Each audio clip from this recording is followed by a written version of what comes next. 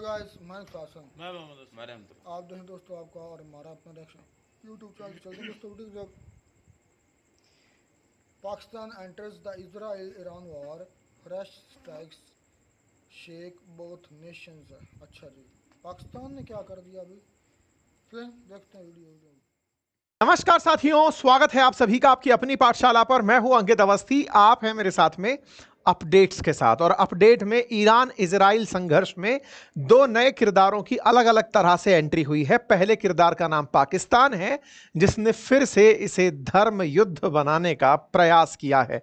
Just before, जब भारत के case में इंडिया और पाकिस्तान के बीच में क्लैशेस शुरू ही होने वाले थे, पहलगाम में आतंकी हमला होने ही वाला था, आसिम मुनीर ने जैसे टू नेशन थ्योरी और धर्म के ऊपर बयान दिया था, आज पाकिस्तान उसी तरह से और खुलकर सामने आया है और सभी पाकिस्तान के सभी मुसलमानों को और दुनिया के मुस्लिम राष्ट्रों को आह्वान दिया गया है कि हमें ईरान के साथ इकट्ठा हो जाना चाहिए, अदरवाइज हर देश का यही हाल करेगा इजराइल।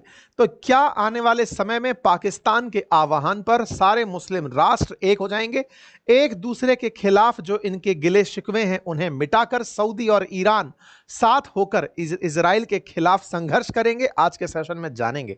साथ ही साथ क्या इजराइल अब तक अमेरिका का साथ पा लिया है या फिर पाने की कवायद कर रहा है? क्या हम यह भी जान पाएंगे कि अमेरिका इजराइल को अपने व्यापारिक हितों के लिए मिडिल ईस्ट में कहीं अकेला छोड़ने की तैयारी तो नहीं कर रहा है?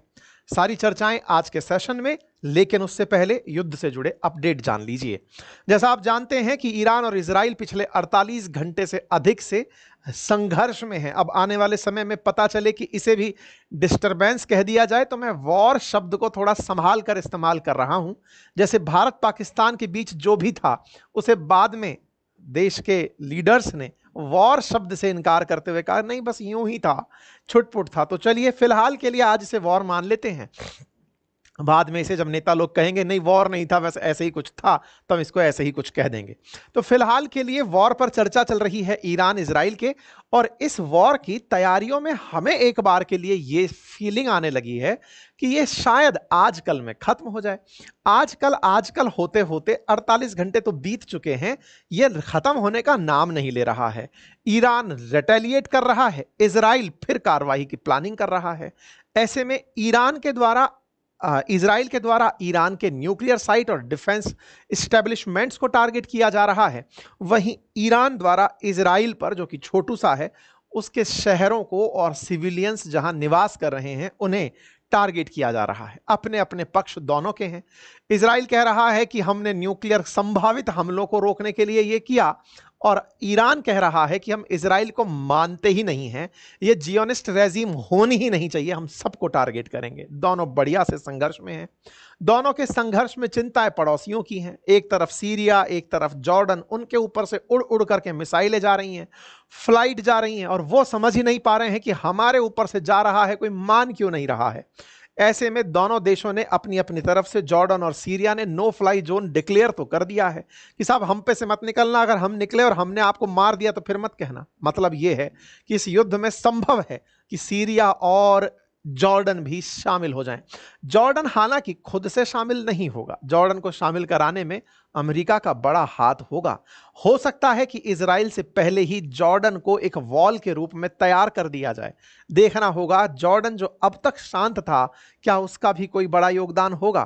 खैर, इन तमाम चीजों के बीच में एक और घटनाक्रम हुआ। पुतिन कल ट्रंप को फोन मिलाकर कह दिए कि सुनो, जो हो रहा है ठीक नहीं है। इसका मतलब कहीं ना कहीं ईरान के पक्ष में एक माहौल बनता जा रहा है, और ईरान के पक्ष में बनते इस माहौल में पुतिन ट्रंप को फोन करके रशिया यूक्रेन पर कम जानकारी देते हैं और ज्यादा जानकारी ईरान पर मांग लेते हैं कि आप क्या कीजिएगा।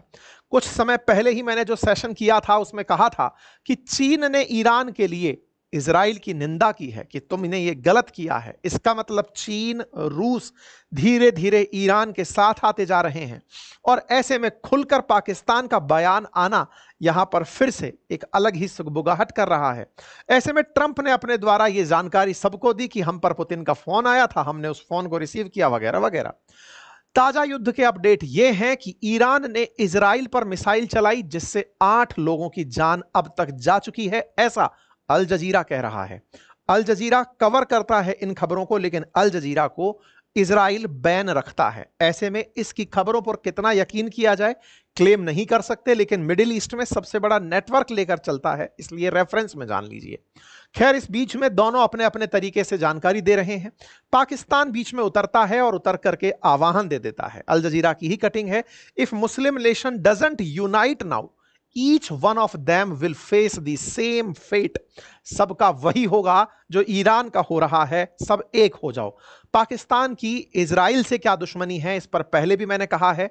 पाकिस्तान इजराइल को एक देश नहीं मानता है। बाय द वे, ईरान की इजराइल से क्या दुश्मनी है, इस पर कल मैंने अंकित इंस्पायर इंडिया पर एक डिटेल सेशन किया है। संभव हो तो एक बार जाकर देखिए, ताकि इनके इतिहास को आप समझ पाएं कि ये झगड़ते क्यों हैं। मैंने उस पर डिटेल सेशन कल ही किया है, आप जाकर उसे देखें अवश्य। साथ ही साथ ट्रंप का अपडेट भी जानने योग्य है, क्योंकि पूरी कहानी में इनके इस ट्वीट ने दिशा को बदला जरूर है। US had nothing to do with the attack on Iran tonight. हमारा कोई लेना देना नहीं है ईरान पर हमला करने में। जिस तेजी से ट्रंप के बयान बदल रहे हैं, इन्हें देखकर यह लग रहा है कि पहली बार ट्रंप खुद फंस गए हैं। समझ नहीं आ रहा है कि मिडिल ईस्ट में किसका साथ दें। इजराइल के साथ जाते हैं तो सऊदी के हाथ से लाया हुआ पैसा छूट जाएगा, क्योंकि कहीं ना कहीं मुस्लिम ब्रदरहुड अगर जाग गई और पुराने समय का पुराना काल लौट आया, सारे इस्लामिक देश एक होकर अगर इजराइल पर हमला कर दिए, तो क्या अमेरिका अपने व्यापारिक हितों को किनारे रखकर आगे बढ़ पाएगा? ट्रंप के बदलते बयान भी लोगों को बड़ा अचंभित कर रहे हैं। जहां ट्रंप कल कह रहे थे कि हमने ईरान से कहा कि नेगोशिएशन कर लो, नहीं किया तो उन्हें यह परिणाम भुगतना पड़ा। आज कह रहे हैं कि हमारा इस हमले से कोई लेना देना नहीं है। अगर हम पर हमला हुआ, यह मैं कई बार आपसे कह रहा हूं कि अमेरिका की असल में अब जो चिंता बढ़ी है वो इस बात पर कि मिडिल ईस्ट में जहां इनके ठिकाने हैं, सऊदी में या यूएई में, कतर में, जहां जहां ये बैठे हैं अपनी सेना लेकर अमेरिका वाले, अगर उन पर ईरान ने हमला कर दिया तो 2 हमले एक साथ कंसीडर किए जाएंगे। नंबर 1, अमेरिका पर हमला तो होगा ही होगा, उस देश पर भी हमला होगा जहां इन्होंने अपने बेस बना रखे हैं। और ऐसा होते ही वो देश अमेरिका से कहेंगे कि तुम हमारी हिफाजत नहीं कर पाए तो हम तुम्हें क्यों बिठाकर बैठे हैं। अमेरिका इस समय पिस चुका है। पर्शियन गल्फ में अमेरिका एक तरफ सऊदी और सऊदी समर्थक देश और दूसरी तरफ ईरान, इनके बीच में पिस चुका है कि इजराइल का साथ कैसे दें या फिर कैसे कहें कि हम साथ हैं। अगर हम पर हमला होता है, शेप और फॉर्म बाई ईनार, किसी भी तरह से हम पर हमला होता है, the full strength and might of US armed forces will come down and you at levels never seen before. अगर हम पर हमला हुआ तो हम तुम पर बहुत बुरी तरह टूट पड़ेंगे। However we can easily get a deal done between Iran and Israel and end this bloody conflict. और हम इस संघर्ष को रुकवा सकते हैं। यह आज का ताजा अपडेट है जो मैं आपके साथ साझा कर रहा हूं, 15 तारीख का अपडेट है। ऐसे में बड़ा इंटरेस्टिंग माजरा बन गया है, और वो ये कि ट्रंप चाहते क्या हैं? संघर्ष कराने में इजराइल का साथ दिए थे, या फिर अब इस बात से डर रहे हैं कि हम पर कोई हमला कर देगा, या इस बात से कि हम पर हमला कर दिया तो हमें बदला लेना पड़ेगा, और अगर हम बदला लेने निकले तो यह तृतीय विश्व युद्ध में तब्दील हो जाएगा। स्थितियां बड़ी ही रोचक पैदा हो रही हैं खाड़ी देशों के अंदर, उस पर अब विस्तार से चर्चा करेंगे। लेकिन फिर एक बार आप सभी साथियों के साथ फादर्स डे की बहुत सारी शुभकामनाएं। ये मैं पहले ही आपको जानकारी दे देता हूं कि हमारे बातें बाजार के एप्लीकेशन पर फादर्स डे स्पेशल आज आपके लिए कूपन कोड एक्टिवेट हुआ है, दैट इज अंकित 500। हमारे स्टॉक मार्केट का बेसिक फाउंडेशन कोर्स, जिससे आपको बेहतरीन समझ विकसित होती है, और म्यूचुअल फंड का डिटेल कोर्स। और मैं आपको फिर से यह जानकारी दे दूं कि अब म्यूचुअल फंड पर हम आपके साथ वो सेमिनार्स भी कर पाएंगे, वो जानकारी भी दे पाएंगे कि आपको कौन सा म्यूचुअल फंड लेना है, कौन सा नहीं लेना है, क्योंकि अब मैं अधिकृत हो चुका हूं, परीक्षा पास कर लिया हूं। एनीवे, फिलहाल के लिए आप इस कोर्स को एक्सेस कर सकते हैं। आज के लिए आपके सामने ये ऑफर एक्टिवेटेड है, आप इसे जाएं। और हां, यदि आप हमारा पोर्टफोलियो बिल्डिंग और मैनेजमेंट कोर्स लेते हैं तो आपकी चाहत पर है कि आप साथ में स्टॉक मार्केट का या म्यूचुअल फंड का कौन सा कोर्स फ्री चाहते हैं, आप उसे एक्सेस कर पाएंगे। आइए आगे बढ़ते हैं। तो पहले युद्ध के अपडेट और उस युद्ध के अपडेट के बाद सबकी अपनी अपनी प्रतिक्रियाएं। पाकिस्तान की प्रतिक्रिया डिटेल में समझेंगे, पहले युद्ध के अपडेट जान लेते हैं। हमने कल अंकित इंस्पायर इंडिया पर एक सेशन किया था जिसमें बताया था कि ईरान ने इजराइल से बदला लिया है, बदले की तस्वीरें आई। इन तस्वीरों पर हमने कल भी एक डिस्क्लेमर डाला था, आज भी डाल रहे हैं कि ये तस्वीरें जो हैं इनको हम वेरीफाई इसलिए नहीं करते क्योंकि हमारा कोई पत्रकार इजराइल में नहीं है, हम सब इधर उधर से माल उठाकर चिपकाते हैं, लेकिन हाँ प्रयास जरूर करते हैं कि जिससे हम ले रहे हैं वो आदमी क्रेडिबल हो, वो न्यूज चैनल क्रेडिबल हो, अंतरराष्ट्रीय स्तर पर मान्यता प्राप्त हो। हमारा उद्देश्य आपको ये सहायक तस्वीरें दिखाने का यही होता है ताकि आप मोमेंटम पहचान पाएं। हम आपके लिए घटना को समझाने का प्रयास कर रहे होते हैं, घटना बताने का नहीं। ऐसे में ये जो चल रहा है, इस चलते अटैक में इजराइल का हाल कुछ ऐसा हुआ जिससे ईरान प्रेमी एकदम खुश हो उठे। उन्होंने कहा कि जैसे इजराइल ने गाजा का हाल किया था, ईरान ने इजराइल का हाल कर दिया है। ये तस्वीरें आपके सामने हैं जो बताती हैं कि नुकसान तो इजराइल का भी हुआ है, और इजराइल का नुकसान हुआ है, इससे दो प्रश्न खड़े हुए, और वो प्रश्न थे कि क्या इजराइल ने अपना डिफेंस सिस्टम बंद कर रखा था, या फिर इजराइल के ऊपर आ रही ईरान की मिसाइलें इतनी तेज थी कि वो इजराइल को बचा ही नहीं पाई। ईरान ने जो हाइपरसोनिक मिसाइल चलाई, तो क्या इजराइल का आयरन डोम सिस्टम या फिर इनका जो सुरक्षा तंत्र, अभी चर्चा में यह भी है कि ईरान ने इनका आयरन डोम ही तबाह कर दिया है। अब देखिए, फेक न्यूज के दौर में कौन सी न्यूज सही कौन सी गलत ये तो आने वाला समय बताएगा, लेकिन ईरान का क्लेम है कि हमने आयरन डोम खत्म कर दिया है, इसलिए इस तरह का हमला हम करने में कामयाब हुए। इजरायली आर्मी कह रही है कि हमले अभी तक खत्म नहीं हुए हैं और हमारे वाले भी खत्म नहीं हुए हैं। दोनों अपने अपने नैरेटिव वॉर में हैं। आप याद करिए इंडिया पाकिस्तान के बीच का वो टाइम जो चला था ऑपरेशन सिंदूर के समय, दोनों देश अपने अपने दावे कर रहे थे, और उन दावों में इंडिया जैसे दावे कर रहा था कि हमने आतंकी ठिकानों को टारगेट किया है, ऐसे ही पाकिस्तान टारगेट कर रहा था हमारे सिविलियंस को। हमने अपने दावे किए और उन्होंने अपने दावे किए। ऐसे ही ईरान और इजराइल अपने अपने दावे कर रहे हैं। इजराइल कह रहा है कि हमने केवल न्यूक्लियर साइट्स को और मिलिट्री कमांडर्स को टारगेट किया है। यहां पर इसने ईरान का मैप बनाकर ऐसे दिखाया। वहीं इजराइल कह रहा है कि ईरान ने हमारे सिविलियन एरियाज को टारगेट किया है। यहां पर जो सायरन है वो यहां पर दिखाई दे रहे हैं। नेतन्याहू बाहर निकलकर आते हैं और वो बाहर निकलकर एक दावा करते हैं, और नेतन्याहू इस बार बड़ा इमोशनल कार्ड खेलते हैं। इमोशनल कहिए तो या कहिए डिप्लोमेटिक चाल चलते हैं। और डिप्लोमेटिक चाल किस बात की कि ये ट्रंप को ना प्यार से दुलारते हैं। जैसे कहते हैं ना अपने कि वृद्ध और बच्चे लगभग एक जैसी स्थिति में होते हैं। कल नेतन्याहू ने एक ऐसा ही शाम को 10 बजे के आसपास, जब ट्रंप सेट हो चुके होंगे, उस समय एक वीडियो डाला, और उस वीडियो में नेतन्याहू ने बड़ी प्यारी प्यारी बातें की। पहली बात थी कि हैप्पी बर्थडे, और दो हैप्पी बर्थडे एक साथ कहे गए। कौन से बर्थडे कहे गए? पहला ट्रंप को हैप्पी बर्थडे, और दूसरा अमेरिका की सेना को, आर्मी को हैप्पी बर्थडे। तुम लोग 250 साल पूरे कर चुके हो, ट्रंप 80वें साल में एंट्री कर गए हैं। अब प्यार से इन्होंने कहा कि ट्रंप आप कितने अच्छे हैं, आप हमेशा इजराइल के साथ रहे हैं, और यूएस की आर्मी कितनी अच्छी है जिसके चलते पूरी दुनिया स्वतंत्र जी रही है।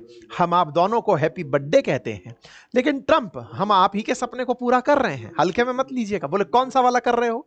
बोले हम कर रहे हैं कि आप पर और हम पर कोई हमला ना करे, इसलिए कोई आपकी तरफ नजर उठा के देखता है ना, हम उसको पहले ही मार देते हैं। अब ट्रंप सोच रहे होंगे रात को बैठ करके कि चल क्या रहा है, तो नेतन्याहू याद दिला रहे थे, दुहाई दे रहे थे। ये बिल्कुल वैसे है जैसे कभी बॉयफ्रेंड गर्लफ्रेंड झगड़ लें और उस समय पर बॉयफ्रेंड या गर्लफ्रेंड अपने अपने काम याद दिला रहे हो, देखो मैंने तुम्हारे लिए ये। ऐसे में जो नेतन्याहू हैं ये बयान देते हैं, और बयान में ट्रंप को थोड़ा सा प्यार करते हैं कि देखो बात ऐसी है भैया ट्रंप, हम तुम्हारी हिफाजत किए। याद करो अमेरिकियों को इन ईरानियों ने बहुत मारा है, और जब जब तुमको मारते हैं हमारा खून खौलता है। हम फ्रंट लाइन में खड़े हैं इसलिए हम जाकर मार दिए हैं, और आपको तो ये पहले भी 2 बार मारने का ट्रंप को याद दिलाया जा रहा है। रात को है कोई हैप्पी बर्थडे की ऐसी विश दे, भाई साहब ये तो मतलब अपने आप में अनोखा है। कोई आपको हैप्पी बर्थडे बोले और साथ में ये याद दिलाए। सुनो हम आपको बात दिलाएं याद, एक बार है ना इन्होंने आपको असैसिनेट करने का प्रयास किया था, एक बार नहीं 2 बार। इन्होंने आपको मारने के लिए एक बार ऐसा ड्रोन का हमला तैयार किया था, और आप तो चुनाव में थे, गोली ही मरवा दी थी आपको, ये तो बच गए पता नहीं आप, और तब से पुनर्जन्म है आपका, और आपका पुनर्जन्म इनको खत्म करने के लिए। आइए आगे चलते हैं। इसके बाद में इन्होंने बढ़िया से बधाई दे दी, ट्रंप के पास बधाइयां पहुंच गई। ट्रंप ने कहा अच्छा हमें याद दिलाया गया है, हमें याद दिलाया गया है कि हमारा बर्थडे है, और इन्होंने हमारे लिए तोहफे में जान ही तो दी है। इन्होंने कहा है कि आप सदा जीवी रहें, इसलिए हम संघर्ष कर रहे हैं सर, और हम जो है ना उनको पहले ही मार दे रहे हैं जो आपको मरवाना चाहते हैं। खैर, इस बीच में ये अपडेट आने शुरू होते हैं साहब। आज सुबह सुबह के अपडेट भी आते हैं। अपनी तरफ से इजरायली डिफेंस फोर्सेस बताती हैं कि हमने कौन सी जगह टारगेट किया, कैसे हमने ईरान के जो फाइटर जेट या ड्रोन आ रहे थे, सॉरी जो मिसाइल्स आ रही थी और जो ड्रोन्स आ रहे थे, यूएवीज थे, उनको हवा में ही मार गिराया। इस तरह से इन्होंने अपनी तरफ से जानकारियां दी। इजराइल के द्वारा ईरान के ऑयल डिपो पर हमला कर दिया गया, और ऑयल डिपो पर जो हमले हुए वो कुछ तस्वीरें इस तरह से निकलकर आई। इनके यहां पर फज्र जैम करके एक नेचुरल गैस रिफाइनरी है बुशहर के अंदर सदर्न ईरान में, उस पर इजराइल का हमला हुआ। कहा जाता है कि ये जो फज्र नेचुरल गैस रिफाइनरी है, ये ईरान की सबसे ज्यादा प्राकृतिक गैस एकत्रित करके रखने वाली रिफाइनरी है, रिफाइन करने वाली रिफाइनरी है, और इसको इन्होंने टारगेट किया है। अगले दिन सुबह तक उसमें आग लगी हुई थी। अभी तक नहीं पता है कि इस हमले से उस रिफाइनरी का कितना नुकसान हुआ, लेकिन बदले में ईरान ने क्या किया कि जो हाइफा पोर्ट है, जिस हाइफा पोर्ट के ऊपर इंडिया का भी इन्वेस्टमेंट है, अडानी का भी इन्वेस्टमेंट है, वहां पर हाइफा रिफाइनरी है, ईरान ने उसे टारगेट कर दिया। कुछ वीडियोस इस तरह से आने लगे, अगेन मैं इनकी पुष्टि नहीं करता, इस तरह की चीजें आराम से एआई से जनरेट की जा सकती हैं, लेकिन हां तस्वीरें आई जिसमें यह दिखाया गया कि ईरान की तरफ से बहुत सारी मिसाइलें चलाई गई हाइफा को टारगेट करते हुए। यह हाइफा की रिफाइनरी है जो यहां पर आप देख रहे हैं, और इस रिफाइनरी को आप देखें, रिफाइनरी की पहचान में मैंने जो सेट कर रखा है वो यही है कि इसके यहां पर ना जो एग्जॉस्ट होता है उसके ऊपर आग लग रही होती है बार बार, तो वहां पर हमला हुआ है, ऐसा रिपोर्ट किया गया है। कहा जा रहा है कि हमले ईरान के द्वारा इजराइल के हाइफा रिफाइनरी पर किए गए, बिल्कुल वैसे ही जैसे ईरान के अंदर इजराइल ने हमले किए उनकी रिफाइनरी पर। तो दोनों ने रिफाइनरियों को टारगेट किया। देखिए, कुछ भी हो, एक चीज माननी होगी, और वो ये है कि ईरान ने इस बार जो हाइपरसोनिक मिसाइलें यूज की हैं वो इजराइल की धरा को टच जरूर कर रही हैं, और टच करने के बाद में 8 से ज्यादा इजरायली मारे जा चुके हैं, ये अल जजीरा कह रहा है। 60 से ज्यादा लोग घायल हैं और घरों के टूटने की खबरें हैं। ऐसे में इजराइल का नुकसान हो रहा है, और इस नुकसान के चलते ही आज सुबह 5 बजे आप नेतन्याहू को बैठक लेते हुए देख सकते हैं। सिक्योरिटी कैबिनेट मीटिंग हुई है, और इस सिक्योरिटी कैबिनेट मीटिंग में कितने तरह से मंत्री वगैरह लोग यहां बैठे हैं, और नेतन्याहू को बताया जा रहा है कि हम क्या कर सकते हैं। दैट मींस सिक्योरिटी कैबिनेट की बैठक आगे को लेकर चल रही है। 48 घंटे में जो हुआ उसकी ब्रीफ को अगर हम देखें तो ब्रीफ में इजराइल का ऑपरेशन राइजिंग लाइन, ईरान के द्वारा ट्रू प्रॉमिस 3 यह शुरू करना शामिल है, साथ में नेतन्याहू का भारत के प्रधानमंत्री से बातचीत करना और ट्रंप का ईरान को धमकी देना सब शामिल है। ईरान ने इस बीच में क्लेम किया कि उसने इजराइल के 3 F-35 मार गिराए हैं। अगेन ये क्लेम बाद में पता चलेंगे, जैसे ऑपरेशन सिंदूर में आपको फाइटर जेट्स के नाम नहीं पता चले, ऐसे ही ईरान का क्लेम है कि उसने इजराइल के 3 F-35 जो अमेरिका ने दिए हुए थे वो मार दिए हैं। साथ में एक जो सबसे लास्ट में अपडेट है वो ये कि ईरान और अमेरिका के बीच शनिवार को एक न्यूक्लियर वार्ता होनी थी, वो रद्द हो गई। आपको याद होगा कि ट्रंप लगातार ईरान के संपर्क में थे कि आपके यहां पर जो न्यूक्लियर साइट काम कर रही हैं उनके लिए आप मुझसे एक बार डील कर लो, अगर आप डील कर लोगे तो मैं इजराइल को आप पर हमला नहीं करने दूंगा। हुआ ये कि ट्रंप इनसे बातचीत करने के लिए शनिवार के इंतजार में थे, और उन भाई साहब ने शनिवार का इंतजार नहीं किया, उन्होंने शुक्रवार को ही अपनी तरफ से हमले ईरान पर कर दिए। दैट मींस इजराइल ट्रंप को पूछे तक नहीं, यह बात तो अब पता है, लेकिन ट्रंप इस बात का क्रेडिट कैसे छोड़ दें, क्योंकि इजराइल जो करता है वो अमेरिका की मूक सहमति से ही करता है, इसलिए ये उस समय कूद पड़े थे कहते हुए कि मैंने तुम्हें डील का टाइम दिया था। टाइम असल मायने में कल शाम का था। कल शाम को ईरान और अमेरिका के बीच में अगर सब सही रहा होता तो न्यूक्लियर वार्ता होती, अब वो रह गई। अब वो वार्ता रद्द कर दी गई ईरान की तरफ से। उन्होंने कहा कि आप एक तरफ टेबल पर बैठकर बातचीत करने वाले थे और हम पर हमला करवा दिए। पहले क्लियर करिए कि आप हमला करवाने वालों की तरफ से हो कि शांति करवाने वालों की तरफ से हो। शांति और हमला एक साथ नहीं हो सकता। ऐसे में ईरान ने अपनी तरफ से अपना एयर डिफेंस एक्टिवेट कर दिया है। ईरान ने अपनी तरफ से दुनिया को सूचित कर दिया है। फ्रांस आया मध्यस्थता के लिए, कहने लगा कि भैया आओ टेबल पर बैठकर बात कर लेते हैं। ईरान ने साफ कहा हमले और शांति एक साथ नहीं होते, और ईरान ने एक बात और स्पष्ट करी, और कहा कि जो IAEA है ना, इंटरनेशनल एटॉमिक एनर्जी एजेंसी, जो कि हमारे न्यूक्लियर साइट्स को आकर परीक्षण करती है, ये चेक करती है कि क्या ये सही से वर्किंग है कि नहीं, बोले उनसे कहिएगा दूर ही रहें, अब हमारे देश में ना आए। हमें पहले डाउट था, अब कंफर्म हो गया है। ये लोग पहले घूमने आए, हमारी न्यूक्लियर साइट का पता लगाए, पता लगाकर इजराइल को बता दिए, वो वहीं पर हमला कर रहा है। और दूसरा, ये जो IAEA वाले हैं, ये इस हमले के बावजूद भी चुप बैठे हैं। ये क्यों नहीं कह रहे कि इजराइल को न्यूक्लियर साइट पर हमला नहीं करना चाहिए था। इस बात से ईरानियन नाराज हो गए हैं IAEA पर। मतलब इस शांति वार्ता में अब तक जो IAEA की टीम ईरान के अंदर एंट्री कर पाती थी, आगे से अब वो भी नहीं हो पाएगा। कुल मिलाकर के बात यह है कि जो इजराइल है ना, उस इजराइल ने किसी को भी कहीं के लायक नहीं छोड़ा। ना अमेरिका को मध्यस्थता लायक छोड़ा, ना IAEA को जांच लायक छोड़ा। खुद उठा और उठ करके गोला मार दिया। अब मार करके अब कह रहा है जिसको आना है साथ आ जाओ।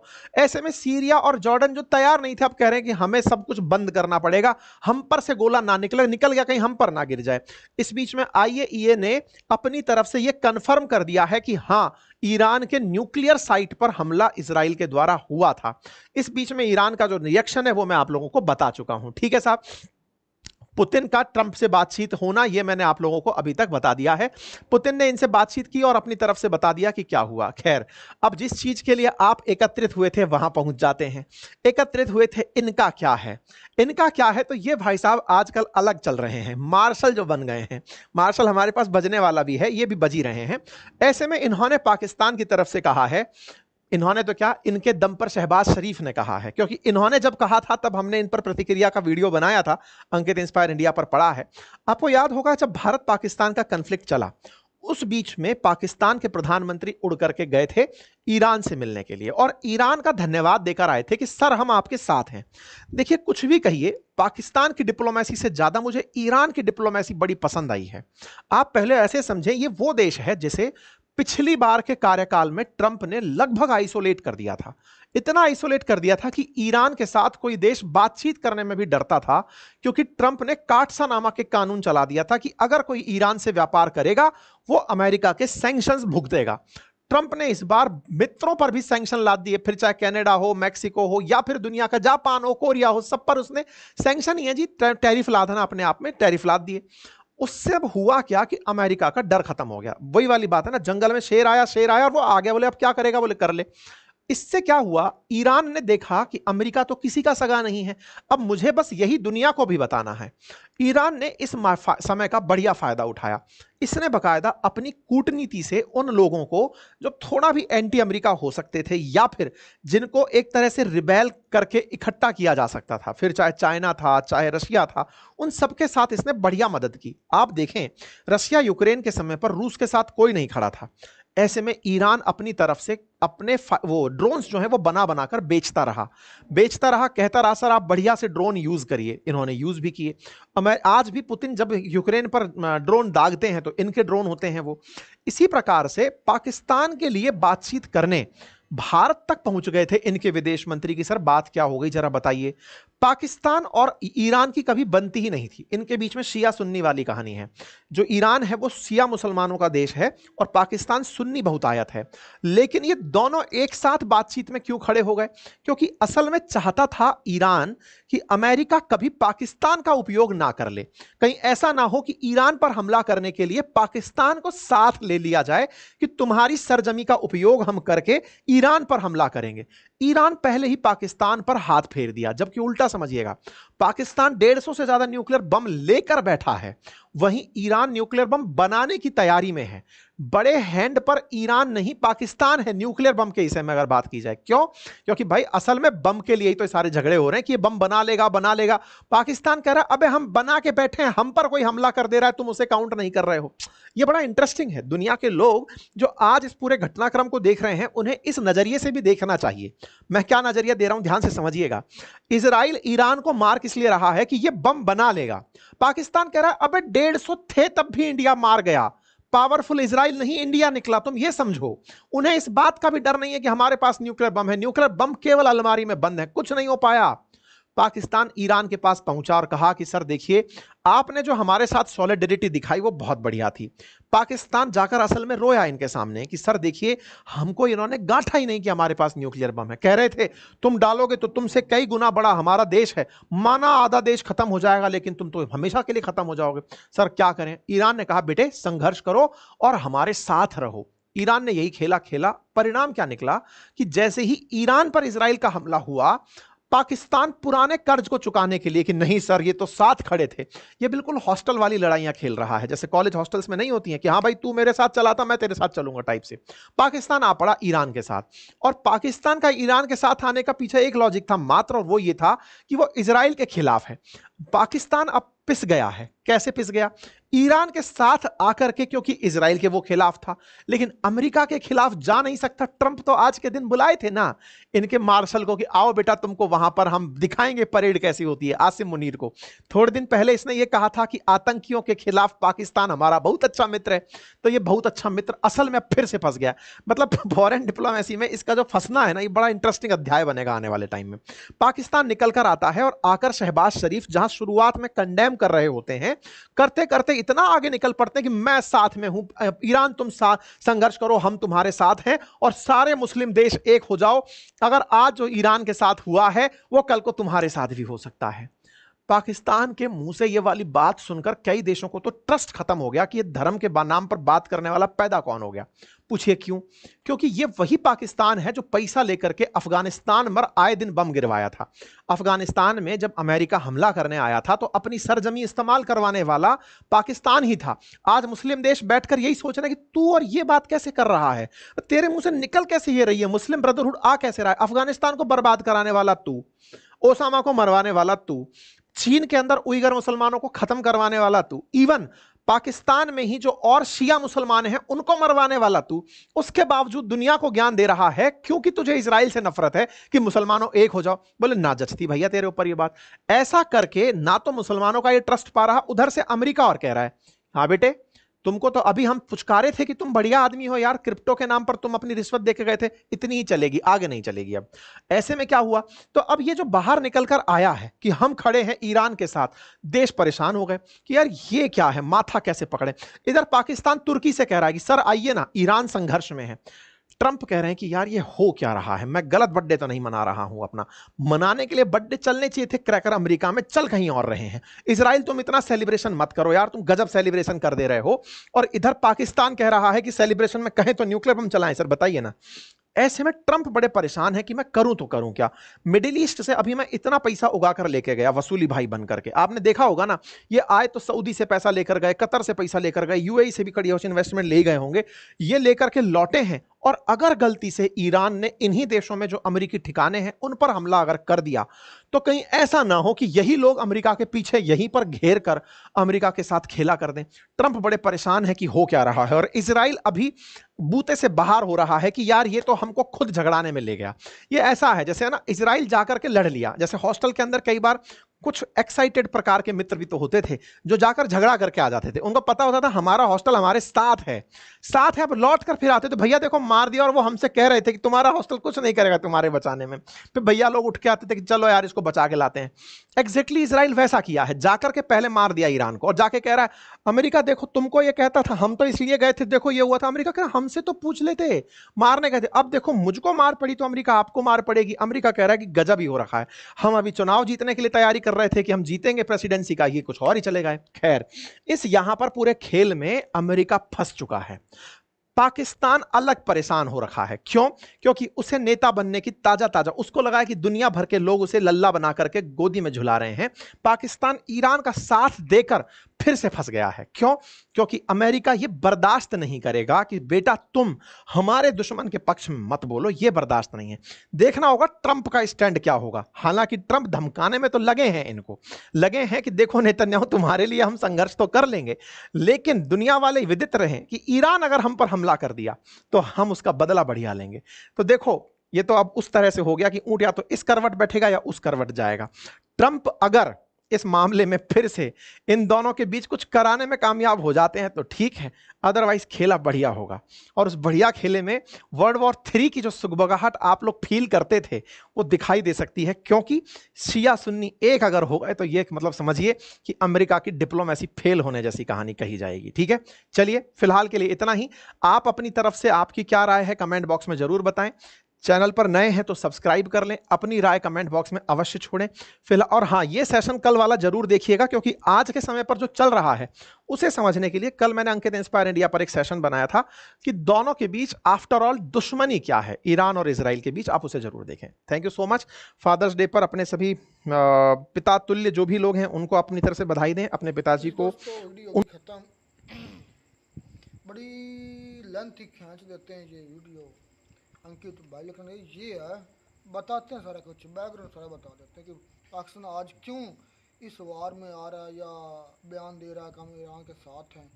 उन्होंने याद दिलाया कि जब इंडिया और पाकिस्तान में कन्फ्लिक्ट हुआ था तो उस वक़्त ईरान ने पाकिस्तान के बिहाफ पर इंडिया मतलब गया था और इंडिया को समझाने की कोशिश की थी कि आपके दरमियान क्या हो, लेकिन उसका कोई खातिर खा फ़ायदा नहीं हुआ था ईरान के आने का, क्योंकि उसके बाद मेरे ख्याल में पाकिस्तान ने हमला किया, फिर इंडिया ने हमला किया, चलता रहा। तो लेकिन इतना ज़रूर है, ये बात सच है, ये डिप्लोमेसी बड़ी की ईरान ने। अब देखें कि उनको जहाँ जो लगता था कि जहाँ होल है या वीक पॉइंट है अमेरिका का और इसराइल का, वो वहाँ वहाँ पहुँचे हैं। कि देखें कि यूक्रेन रशिया वार में मतलब पता था कि यूक्रेन की बैक पर इसराइल है और यूएसए और बाकी यूरोप कंट्रीज़ हैं। अच्छा, मैं हैरान हूँ, इन ईरान और इसराइल की वार में यूरोप कंट्री तकरीबन खामोश हैं। फ्रांस की स्टेटमेंट आई थी, फ्रांस की भी आई है, जर्मनी की भी आई है, बरतानिया की भी आई है। बरतानिया तो अब यूरोपीय यूनियन में नहीं ना, यूरोप की हाँ, और वो नहीं तो है, अलग है। वो अलग है। तो फ्रांस की ईरान के हक में आई है, जर्मनी का मुझे नहीं पता किसके हक में आई है। किसी के भी ईरान के हक में आई नहीं है वो फ्रांस की, मैक्रोन की आई है। उसने कहा कि ये ईरान को आप टेबल पर लेकर आएँ, आप इस तरह उनको रोक नहीं सकते। वो एक किस्म की ईरान के हक में ही है, जो मैंने मैक्रोन की स्टेटमेंट मैंने सुनी। और कोई सुनी है। ईरान के हक में हाँ, कि इजराइल के हक में? ईरान के हक में है।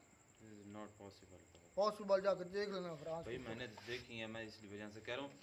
अच्छा, अभी जो है वो इस वॉर में जो है तकरीबन 20,000 सुपरसोनिक मिसाइल जो हैं वो यूक्रेन से आ गए हैं इसराइल में। ये हाँ, जो ज़ेलेंस्की है ना, उसने खुद ये उसने बताया है कि हम यहाँ 20,000 सुपर हाँ। वो आए कहाँ से? इधर से ईरान इसराइल में आए हैं, इसराइल में आए हैं। तो दिए ईरान को मारने के लिए। ईरान ये की किसने? फिर सारी बात है, यूक्रेन के पास थे ना। यूक्रेन तो को यूक्रेन पहले खुद तो रशिया से निपट भाई गए। पता नहीं ये फिर क्या जो भी है, लेकिन अच्छा, मैं न्यूज़ में अब क्योंकि सारी बात अब हम ज़्यादा अटैच हैं। अच्छा, अपनी वॉर में मैं इतना ज़्यादा अटैच नहीं था मीडिया से जितना अब हूँ। तो देखा है कि जो वर्ल्ड लीडर हैं मुख्तलिफ कंट्रियों के, वो आपस में बातचीत कर रहे हैं। तुर्क जो प्रेसिडेंट है वो भी मुख्तलिफ कंट्रियों के पीएम से बात कर रहे हैं। लेकिन ये प्यूटन और जो है वो ट्रम्प की शी जिनपिंग नहीं, इन ट्रम्प की जो प्यूटन की बात हुई ना, वो 2 मरतबा ये और 1 घंटा बात चलती रही है। तो बात तो ये है। हालांकि ये वही प्यूतन है जिसने आधा घंटा इंतजार करवाया था हाँ, उस डोनाल्ड वक्त ट्रम्प को, ट्रम्प याद है को। यूक्रेन के ट्रम्प था दौरान। उस वक्त के। ट्रम्प ही था, अभी की बात है, 3 मंथ 2 हुए हैं, बल्कि थोड़ा ही टाइम हुआ है। पूरा घंटा इंतजार करता रहा ट्रम्प, कॉल पर है, वो मीटिंग में था प्यूतन, याद है उनके किसी मतलब जो थे ना ज्यादातर उसने ईरान के क्या लेके हक में बोलना है यार, उसने यही कहा था ना उस और वक्त चाइना भी। भी बोला तो सपोर्ट किए ना ईरान ने भाई, चाइना की रशिया तो मैंने के। स्टेटमेंट तो कोई नहीं सुनी। ईरान चाइना की ये स्टेटमेंट क्या बकायदा बता रहा आई है स्टेटमेंट, उसने कहा कि हम ये जो इसराइल जहरीत कर रहा है, हम ईरान के साथ हैं, हम ईरान को सपोर्ट करते हैं और ईरान का जो न्यूक्लियर प्रोग्राम उसको। Full support to Israel. हाँ जी, ईरान ईरान को भाई। अच्छा, तो दूसरी ये है कि जो मतलब कि अपने जो हमारे अरब कंट्री हैं जितने भी हैं, वो देख लें कि अब कह रहे हैं कि अगर इसराइल अपना जो ईरान इसराइल पर त्यारे अपना जो सॉरी त्यारे कह रहा हूँ मतलब कि हमारी फ़िज़ा यूज़ करेगा तो हम इसको इंटरसेप्ट करेंगे। तो उस वक्त इन बेगैरतों को पता नहीं था कि हम जब 200 फाइटर जेट गए हैं इसराइल से ईरान में, इनको उस वक्त नहीं पता था कि अब जा रहे हैं। वो पपेट है ना सारे भाई यूएस हाँ बिल्कुल सीधे। अब जॉर्डन जो पपिट है, शाम पपिट है, इराक पपिट है, भाई क्या पपिट भी एक साइड से ये है ना कि उसको भी इसने खत्म कर दिया खत्म किया है। खत्म किया हुआ है। सारी गवर्नमेंट उनकी चलती है, सारा हुक्म उनके चलते हैं, उनके सब कुछ चल रहा है। मैंने जो बात सुनी है ना, पता नहीं अब सोशल मीडिया से मैंने कहीं सुना है, उसमें सुना है कि भाई इसराइल को ज़्यादा जो खुन्नस है ना, उसको चले एटमी जो है ना हथियार बनने ये रखने की ये भी वजह हो सकती है, लेकिन उसको सबसे ज़्यादा ये है कि भाई जो पहली इससे हुकूमत थी ना, वो मेरे ख्याल में एक पता नहीं क्या उसका नाम था, सैयदी था कोई, फैसल नहीं, हसन रजा, हाँ हसन शाह पहलवी, हाँ पहलवी, हाँ वो उसकी हुकूमत थी, तो वो इजराइल के हक में थे। तो वो हाँ हाँ हक वो में था, प्रो यूएसए थे और प्रो इजराइल थे। हाँ इजराइल थे। और अब मैंने सुना है कि उसकी पता नहीं अब उसकी नस्ल में से कोई एक लड़की है, उसकी बेटी की आगे बेटी है या उसकी बेटी है, उसकी शादी एक यहूदी से हुई है।